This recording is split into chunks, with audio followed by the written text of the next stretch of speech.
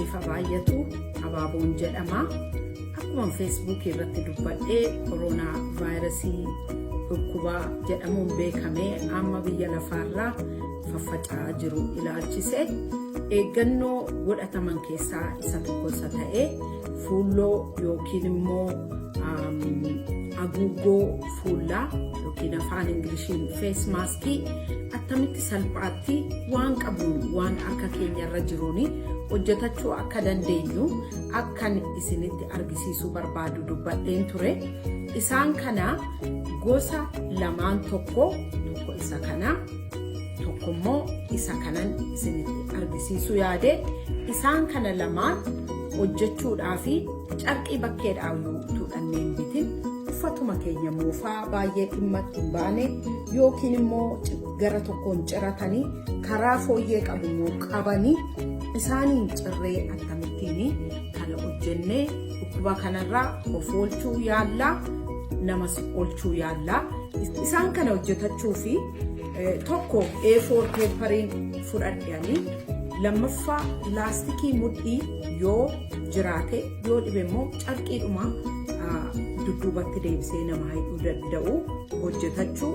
Inni sadaffaa kirrii yeroo hundumaa mana keenyaa qabaanna dhiyaadha.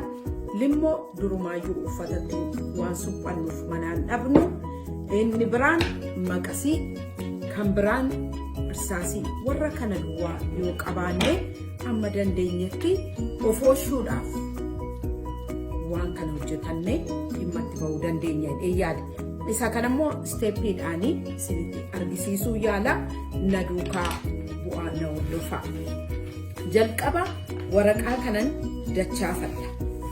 Iddoo lamatti jechuudha. Maaliifi duraan dursee akkanii ittiin murachuuf na gargaaruu fi paatarnii jedhamuudhaan isa beekamuun ofii koon uummachuu barbaada jechuudha.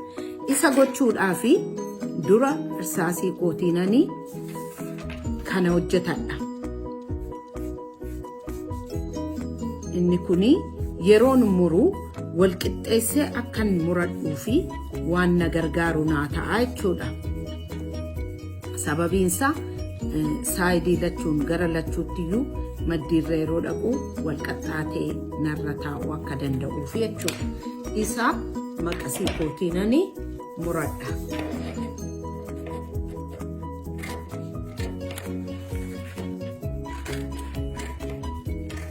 Salphaadhumatti akka hojjennuuf baay'eesi wanta hojjechuudhaaf baay'ee nu rakkisus ta'ee akka hin deemnee fi salphaadhumatti namni hundumtuuyyuu dandeettii isaan utuu horii baay'ee hin baasin waan qabuun akka dhimma ba'u gochuudhaaf jechuudha.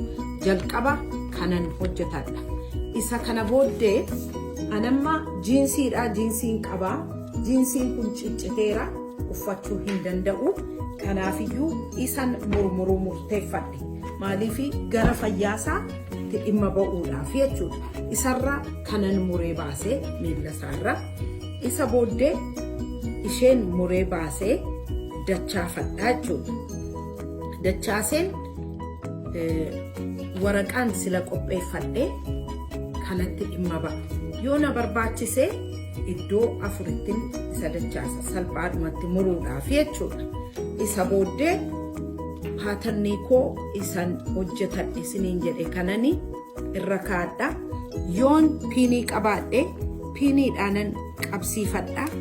Yoo piiniin dhibee marfee qulfii ittiin immoo jalee fa'aa baafannu dur waan yaadadhu yookiin waan tokko tokko walitti ittiin suphannu sana dhimma ba'uu dandeenya. Amma dandeenya yoo isaan dhibaniyyuu waan ulfaataas irra kaa'achuu dandeenya.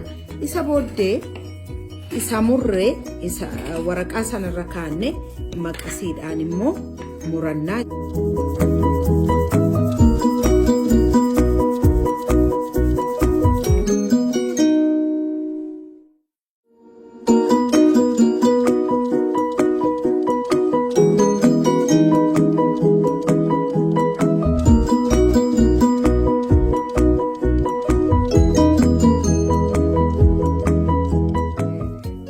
Fuulloonii yookiin warra namoota yaalan duwwaaf barbaachisaa yookiin immoo warra already dhukkubi kun irra ga'e qofaaf barbaachisaa yaadota jedhamantu ture.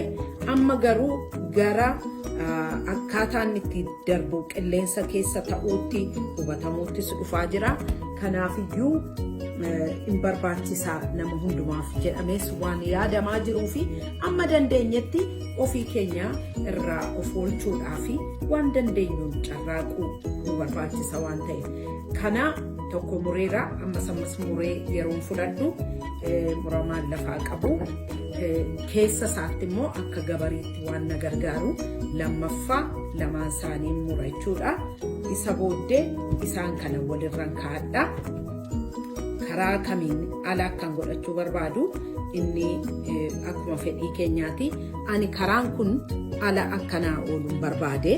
Kanaafiyyuu isan kaadhaa. Isa booddee laastikii kanan fidadhee irra kaadhaa. Isa kana piinii yookiin marfee kootiinan irratti qabsiifadhaa. Gara kanattis akkasuma maaliifi gurra irra naanna'ee akka inni narraan buunee fi naa qabee na gargaaraa jechuudha. Yeroo fuulloo kana kaa'ee adeemu of eeggannoodhaaf na gargaara waan ta'eef isa kana godhachuun baay'ee barbaachisaadha jedheen amana'an. Harka keenya dhiqachuu, harkaan walitti dhiyaannee wal qabuu dhiisu, akka amma jedhamaa jiru walirraa faffagaannee deemu isaan kanarratti dabalatee isa kanas immoo keewwannee ittiin of gargaaruu danda'uu qabna jechuudha. Kana erga goonee booddee limmoo keenya finnee limmoodhaanii hodhanna.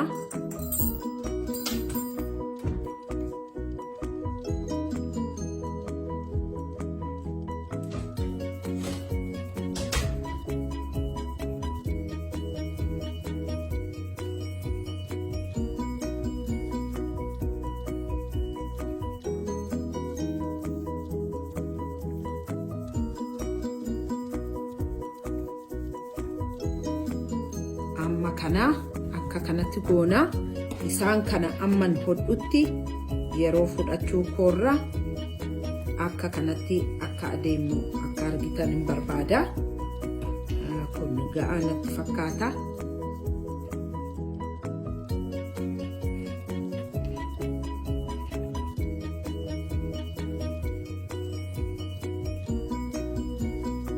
Isa kana akka kanatti hodhadhee jechuudha. Asiif as kanatti qabsiifadhee inni kun booddee gurra koo isa naa qabuudha. Isa booddee isa lammaffaa isan muradhee irra isaa keessan kaadhaa jechuudha. Ergan isa irra isaa keessa kaadhee booddee isaan kana lamaan walittiin hodhadhaa jechuudha. Amma immoo jalqabaa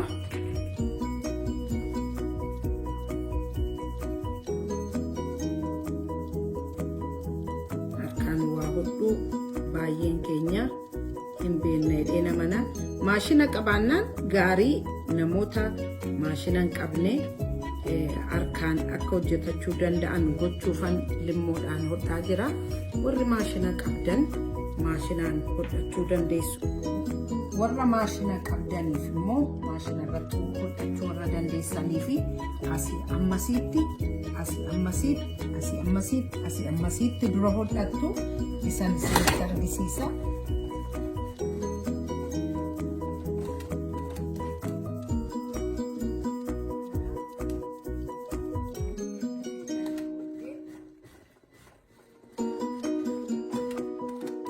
Isa kana fixanii booddee amma mudhiitti isaa kanatti naannoftanii immoo hodhiitu jechuudha.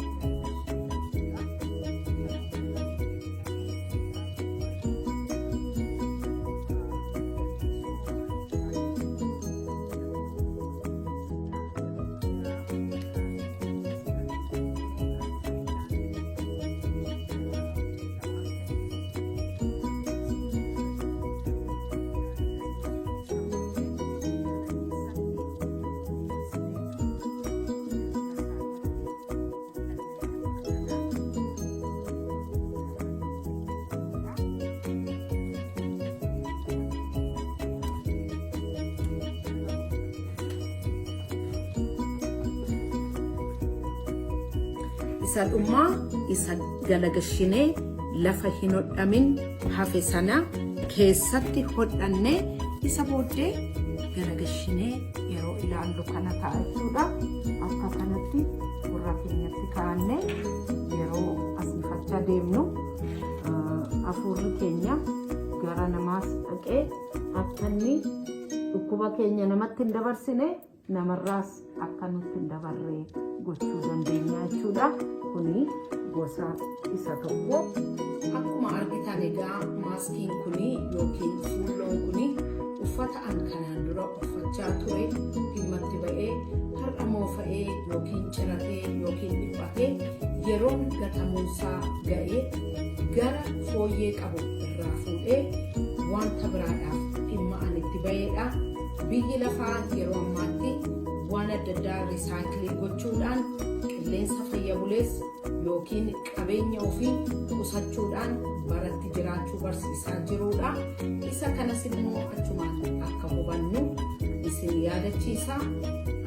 Yeroo kanatti gaa Waaqayyoo eegumsa isaa nuu baay'isee nagaadhaan kana keessa akka nu dabarsuuf kadhata kooti.